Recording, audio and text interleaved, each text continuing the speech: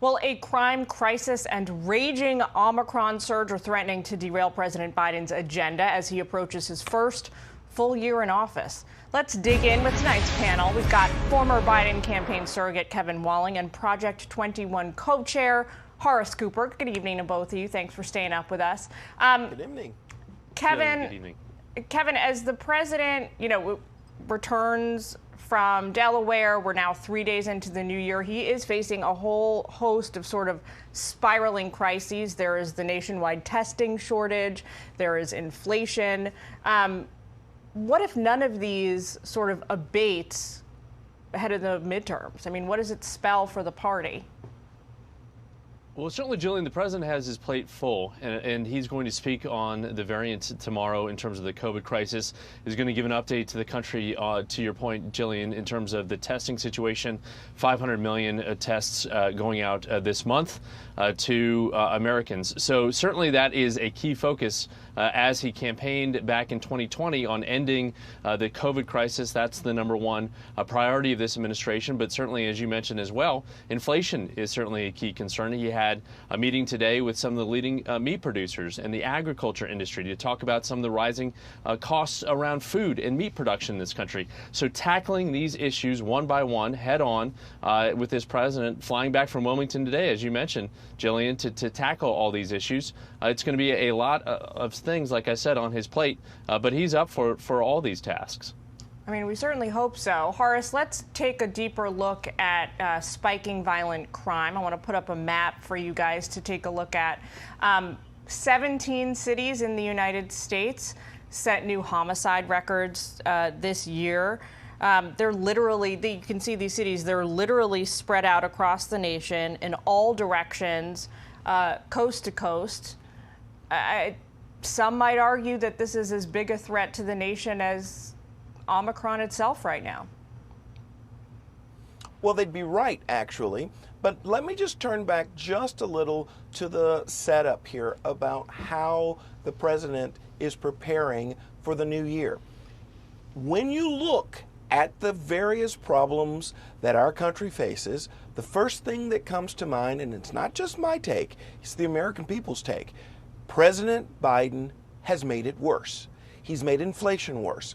He's made the supply chain problem worse. He has so bungled COVID-19 management, he has made it worse. And now his Justice Department, being much more interested in tracking parents who might be upset about CRT in the classroom, rather than focusing like a laser on shutting down the rising crime wave, he has made it worse.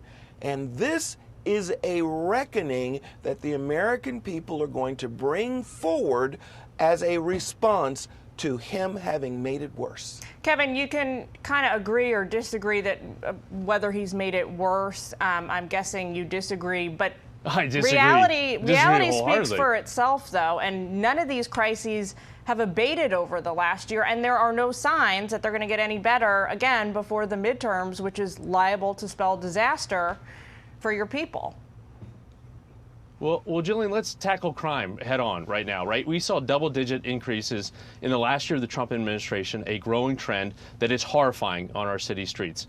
We saw just as many homicides as we did in Chicago in the last year, 2020, of the Trump administration. So crime has been on the rise, I think, directly as a result of the helplessness that a lot of Americans are feeling with the COVID crisis.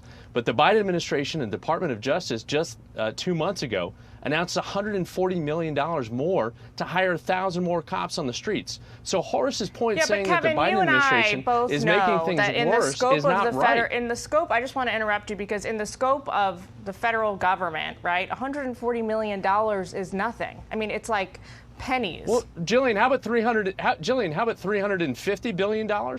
Passed in the American Rescue Plan last January by this administration solely by Democrats.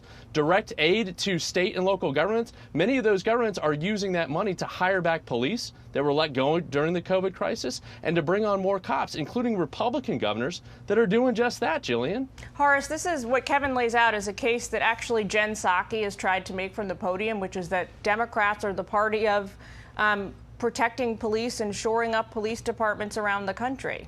What do you say? When you pull the rug out from under law enforcement, when you at every stage work to create a excuse me, a false narrative that it is law enforcement that's the threat in our community, not actually the criminals. We had mayhem occur in the last summer of the Trump administration, and I didn't see any progressives, I didn't see any on the left stand up and say, President Trump, we will stand with you. If we need to bring in the National Guard, if we need to bring in a task force of federal prosecutors, what they said instead was they're marching, they're peaceful, or even mostly peaceful. All that happened was no support was allowed to shut this down in the last year, and now it has metastasized. All right, take a quick listen to New York City's brand new mayor, Eric Adams. I don't subscribe to the belief of some that we can only have justice and not public safety. We will have them both. Our police officers will be responsible. They will understand how to properly police our city, but we will also send a loud and clear message. You will not bring violence to this city.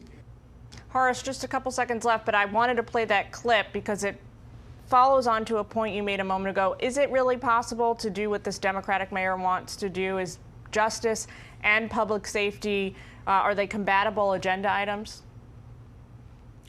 The drive by the left wing for so-called justice has been devastating for grandmothers, for toddlers, for small businesses. There needs to be a decision. Set that radical agenda to the side and let's go back to crime control and make our community safe again. All right. Thanks to you both. Kevin, Horace, we got to leave it there. But Happy New Year to you both. Look forward to talking to you soon. Happy New Year. Thank you.